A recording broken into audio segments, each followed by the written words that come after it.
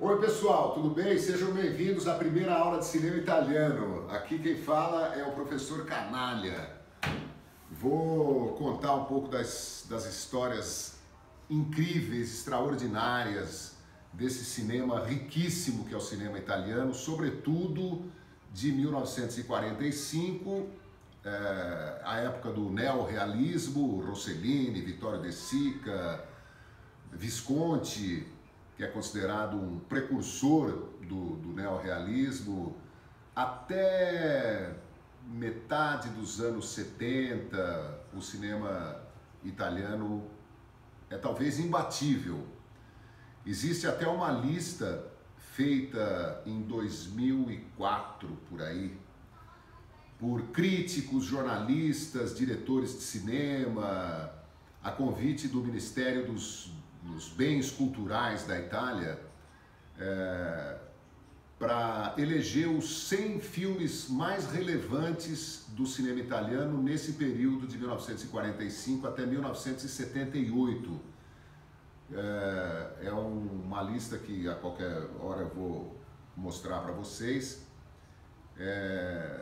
fazendo de modo que esses filmes sejam transformados em bens culturais para estabelecer um diálogo com as novas gerações, para que, você veja que preocupação com a cultura, né, do país, para que as novas gerações saibam o que foi feito no cinema italiano. Então são filmes espetaculares, né?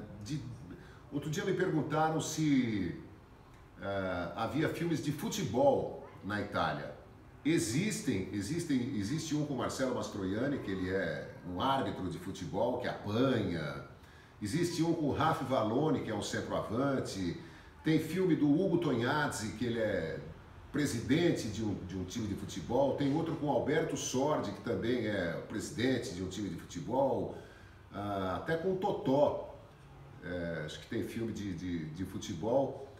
Mas assim, filmes de todos os fatos históricos relevantes da história ou da humanidade foram contados, acho que todos eles foram contados pelo cinema italiano. Além da comédia all'italiana, Mario Monicelli, Dino Risi, que é uma coisa espetacular, né, com atores deliciosos como Tognazzi, Mastroianni, Alberto Sordi, Mino Manfredi, Giancarlo Giannini, Mariangela Bellato, e Sofia Loren, Cláudia Cardinali, Gina Lollobrigida. O cinema italiano é uma delícia. Tem todos os estilos possíveis e imagináveis, filmes de ficção científica, viagens interplanetárias, seres de outros planetas, alienígenas que atacam a Terra, Maciste, Sansões, Hércules, um monte, filmes bíblicos, filmes históricos, dramas, né? Talvez o calcanhar de Aquiles do cinema italiano seja a década de 30, durante o fascismo. O cinema italiano, salvo raríssimas exceções, como La Tavola dei Poveri, do Alessandro Blasetti, eram chamados de filmes de telefones brancos, ou dos telefones brancos, porque retratavam apenas a burguesia dentro de casa, o mordomo, as conversas, telefone, e não havia muita ação. Vittorio De Sica começa a fazer sucesso como ator e também estrela alguns filmes interessantes fora desse padrão dos telefones brancos, né? Mas talvez seja o momento mais baixo do cinema italiano. Tanta coisa para falar que eu resolvi falar um pouco de Fellini, que esse ano estaria completando 100 anos, né? Agora em 2020. O Fellini, que nasceu em Rimini, na Emília-Romanha, em 20 de janeiro de 1920, e morreu em 1993. O Fellini, antes de dirigir seu primeiro filme em 1950, aos 30 anos, portanto, ele já tinha trabalhado com cinema, desenhando, roteirizando. Ele é inclusive um dos roteiristas, trabalhou como jornalista, e ele é um dos roteiristas de Paesà, que é um filme, um dos marcos do neorrealismo italiano, dirigido pelo Roberto Rossellini, que era grande amigo de Fellini. Aliás, sobre amizades, o Fellini dizia que ele era muito ligado à sua companheira Giulietta Masina, que esteve com ele praticamente a vida toda, né, desde o começo, primeira metade dos anos 40 até a morte dela, e depois do Ginger e Fred, se eu não me engano, La Voce della Luna, que são os últimos filmes dele. Ao Nino Rota, que trabalhou com ele durante quase 20 anos, 16 anos, e musicou praticamente todos os filmes importantes do Fellini, e o Marcello Mastroianni. O Fellini dizia que quando ele estava no escritório dele em Cinecittà, que é a Hollywood romana, né? Vou mostrar aqui a fundação de Cinecittà para vocês com fotos. Ele dizia que quando ele olhava pela janela, escutava a voz do Marcello Mastroianni, olhava pela janela, via, ele falava que ele largava tudo que estava fazendo e tinha que descer, porque a amizade, a presença do Marcello Mastroianni era uma coisa que ele não podia desprezar de jeito nenhum. Era vital para a existência dele estar em companhia de Marcello Mastroianni. Acho muito legal isso, a relação que ele teve com o Mastroianni, com a Masina, Giulietta, com o Nino Rota, que eram os grandes amigos e aliados dele.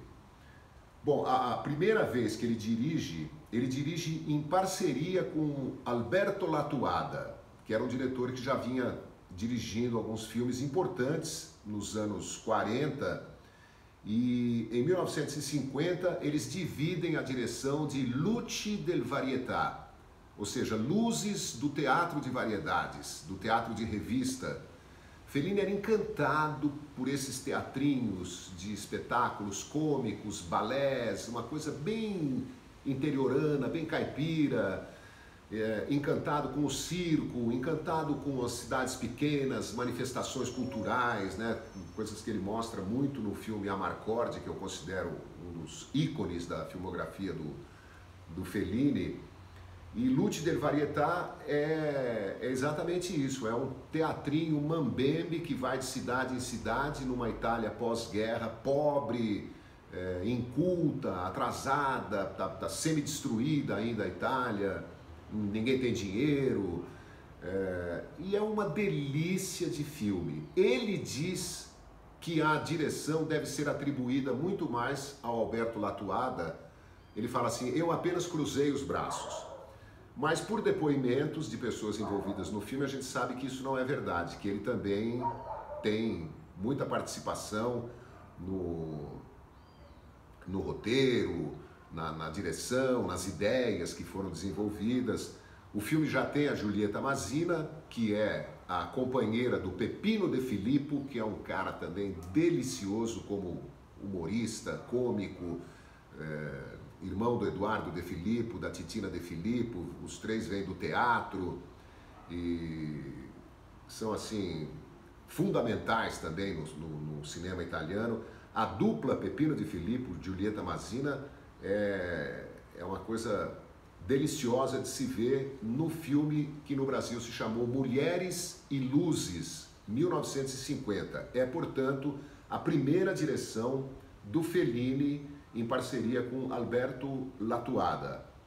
Esse filme, por exemplo, está na lista 100 filmes italianos a serem salvos, que começa em 1942, para ser mais exato, com o filme do Alessandro Blasetti, que se chama O Coração Manda. É um filme que foi refeito algumas vezes, inclusive fora da Itália. Quattro Passi fra le nuvole. Esse é o primeiro filme da lista dos 100 filmes italianos a serem salvos. A primeira direção solo do Federico Fellini é Lo Sceicco Bianco, o Sheik Branco, que é o Alberto Sordi, que é O Jô Soares, que gosta do Alberto Sordi, o Jô Soares conheceu o Alberto Sordi no Rio de Janeiro, já viu uma foto dele com o Zeloni e o Alberto Sordi. O Alberto Sordi faz o Sheik Branco, o Sheiko Bianco, que é um herói de uma revista de quadrinhos, uma fotonovela. E a Brunella Bovo é uma mulher tímida, interiorana, vai a Roma com o maridinho dela, Leopoldo Trieste, e quer conhecer de qualquer maneira o Sheik Branco, que é o herói dela das histórias tipo Sétimo Céu, né, Grande Hotel, não sei se é da sua época, essas revistas de histórias em quadrinhos, não gibis, né, histórias romanceadas e tal. E aqui que começa a parceria do Fellini com o Nino Rota, que durará, na verdade, está aqui ó, no meu livro, 27 anos e 16 filmes. Eu falei 16 anos, são 16 filmes e 27 anos de parceria Fellini-Nino Rota, até que Nino Rota morre antes de Fellini e o Fellini tem que substituí-lo em alguns dos seus últimos filmes. Tem uma história curiosa sobre esse filme, esse primeiro filme solo do Fellini, né? Diz que ele teve um ataque de medo. A ideia de reger o aterrorizou, segundo o roteirista Túlio Pinelli, que foi um outro parceiro do Fellini. Ele diz, naquela época estávamos sempre juntos, todo dia, e Fellini me disse, Pinelli, vem comigo, você é prático de teatro, dirige os atores, eu me ocupo das imagens e de todo o resto. E Túlio Pinelli imediatamente disse não.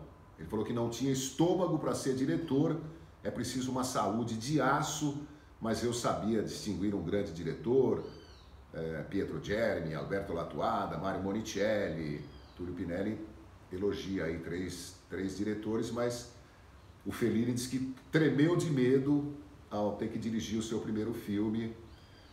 Bom, aí ele começa a entender a mecânica, né, da direção. Em 1953, ele dirige um clássico, I Vitelloni, Os Boas-Vidas, 1953. 5 amigos adultos que se recusam a crescer,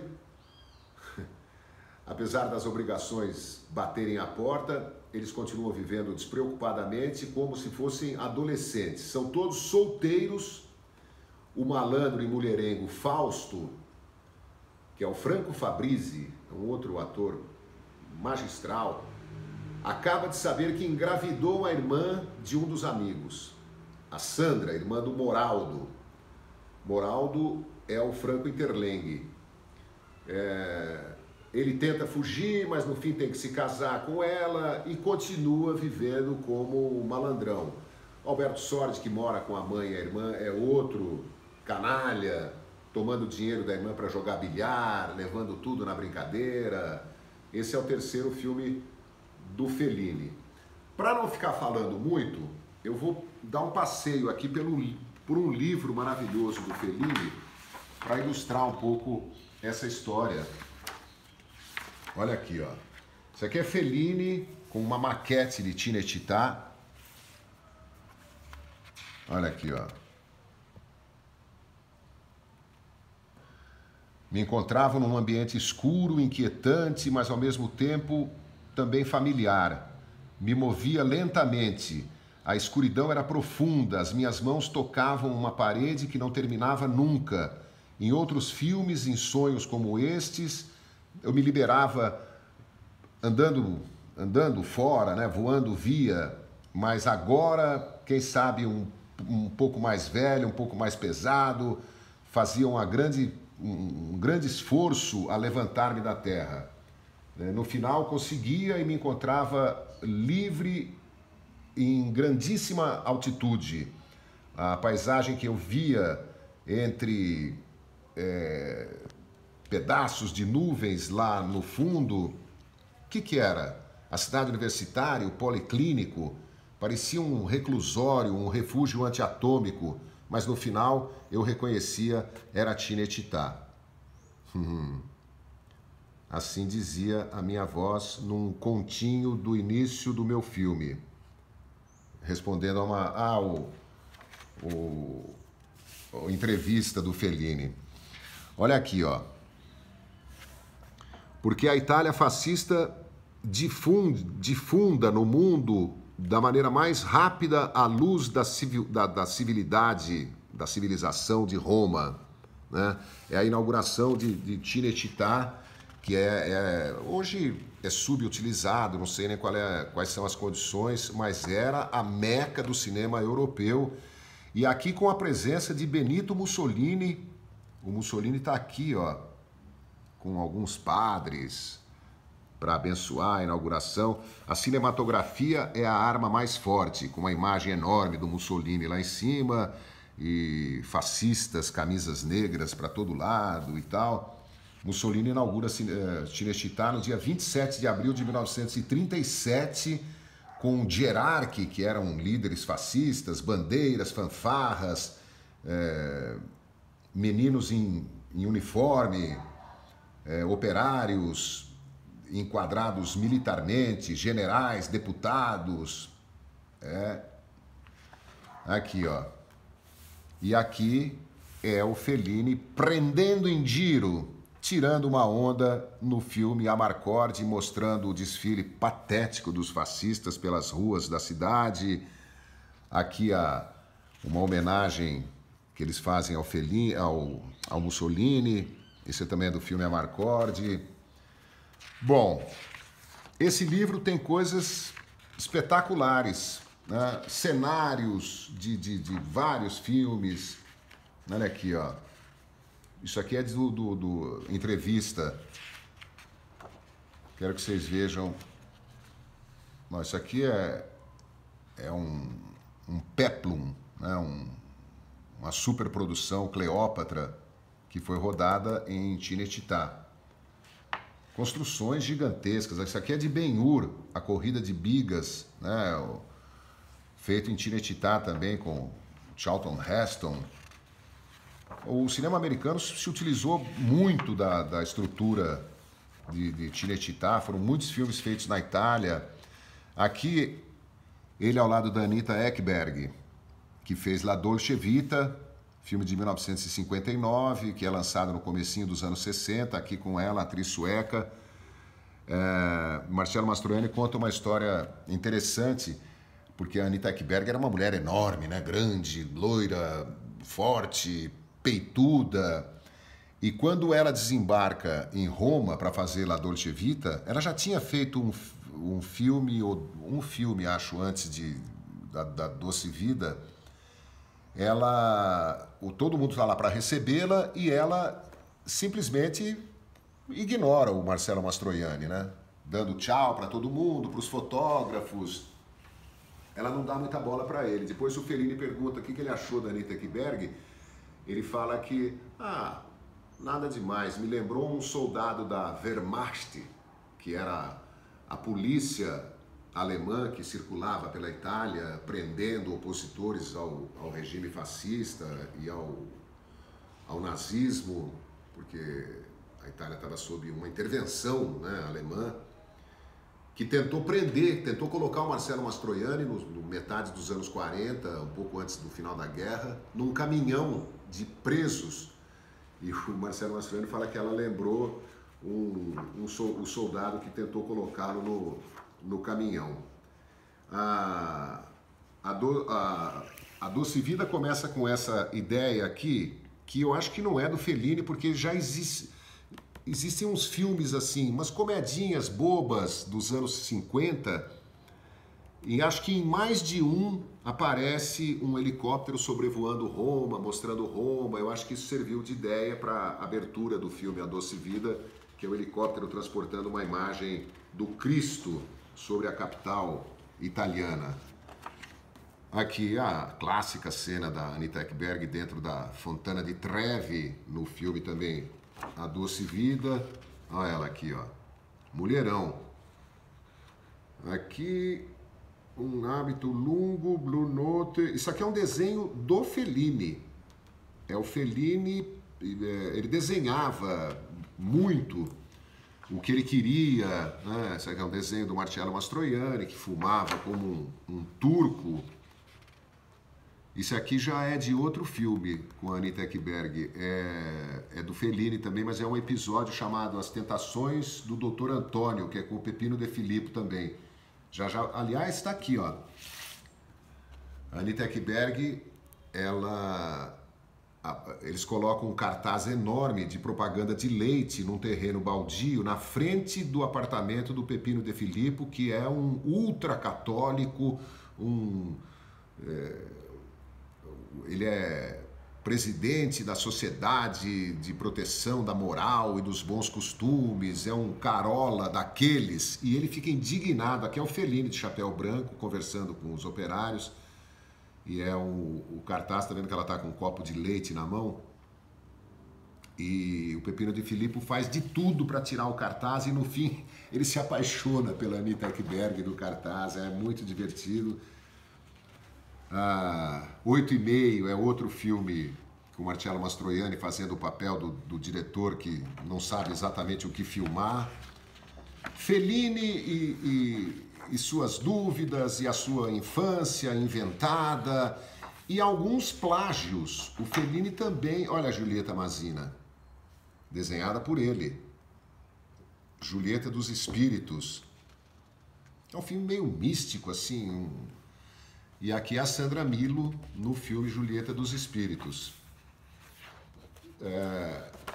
Olha aqui o Fellini se pintando como palhaço e clowns, né? Os palhaços, aqui ó, tudo desenho dele, vários palhaços italianos, franceses participaram desse filme. Não vou mostrar o livro todo, porque senão nós vamos ficar aqui o dia todo. Olha que cena, que imagem impressionante. É do filme Roma. A descrição que ele faz de Roma, o caos, a loucura, os tipos, né? Um circo. Olha aqui, ó, isso também é Roma. Tudo de uma riqueza. Esse é o famoso transatlântico Rex, que é pura cenografia, né? Não tem navio nenhum aí. Aliás, aqui, ó, ele desenha o Rex passando pela cidade de Amarcord, que seria Rímini, né, na infância. Olha o mar aqui, ó. É tudo celofane. Tanto aqui como em La Nave Va, não tem água, não tem nada, é tudo feito no estúdio. Então, Fellini era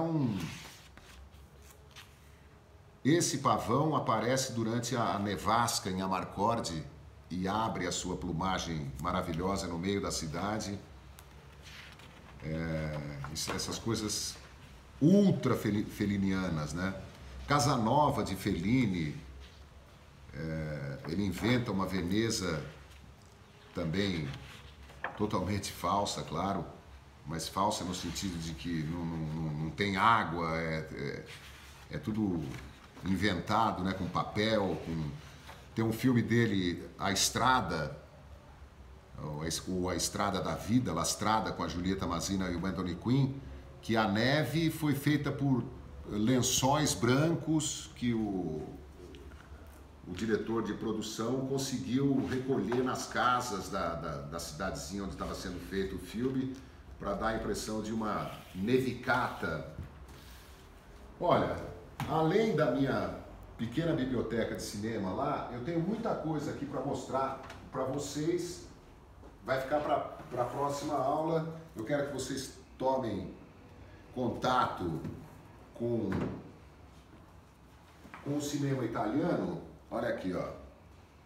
Isso aqui eu ganhei da minha amiga Duda. É uma coisa também espetacular. Divorcio Italiana do Pietro Germi, com Marcello Mastroianni.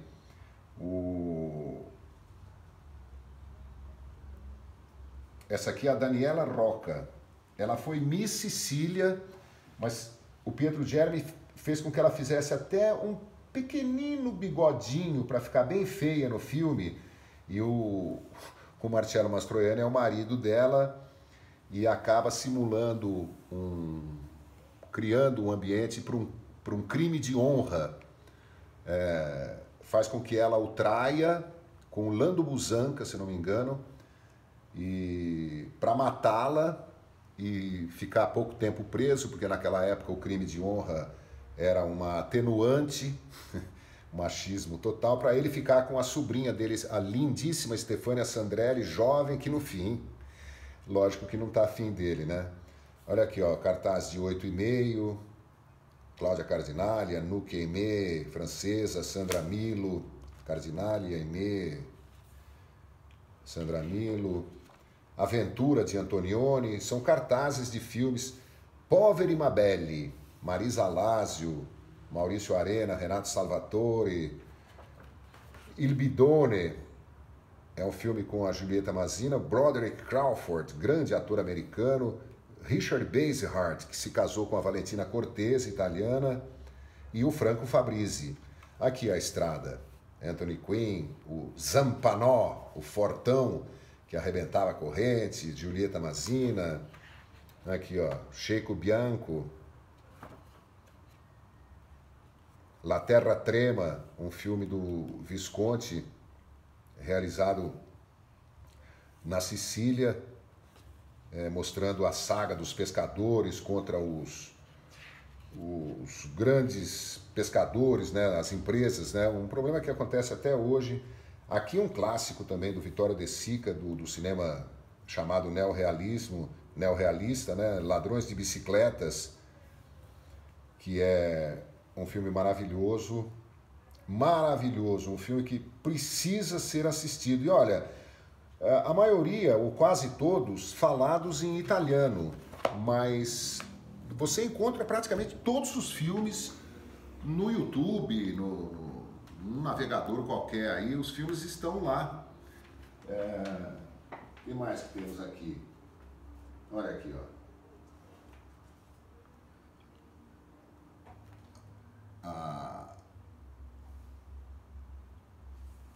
Cucinota, Maria Grazia Cucinota. Aqui tem uma revista, tem uma edição da Bravo falando do Ennio Morricone, é um grande diretor musical, Bernardo Bertolucci, Vittorio Gassman. Tudo que encontro do cinema italiano, ó, os italianos em Hollywood, Roberto Benigni, Sofia Loren, Anna Magnani,